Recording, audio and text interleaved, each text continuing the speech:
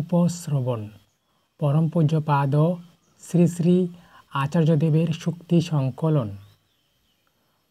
তোমায় সুন্দর করে সাজিয়ে পুজো করব, এটা যক্ষ প্রবৃত্তি।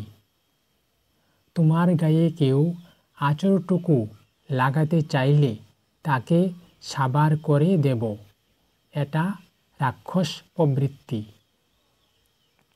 কিন্তু দেব প্রবৃত্তি হল আমি তোমার মতো হব। আমি তো একটা সুতো নিয়ে আসিনি, সবই তো অন্যের থেকে আহরণ করা। এই শরীরটাও তো আমার নয়, এটাও ঠাকুরের দেওয়া। তাহলে আমি তাকে দেবটা কি? আমি দিতে পারি কেবল নিজেকে। থিওরি বাদ দিয়ে প্র্যাকটিক্যাল হয় না। থিওরিটা আগে কোনো না কোনোভাবে আমার কাছে আসতেই হবে।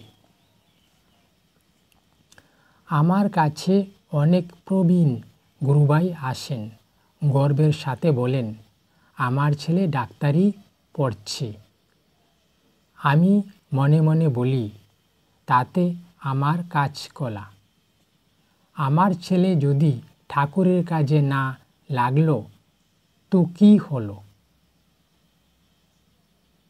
বন্দে পুরুষোত্তমম। জয় গুরু।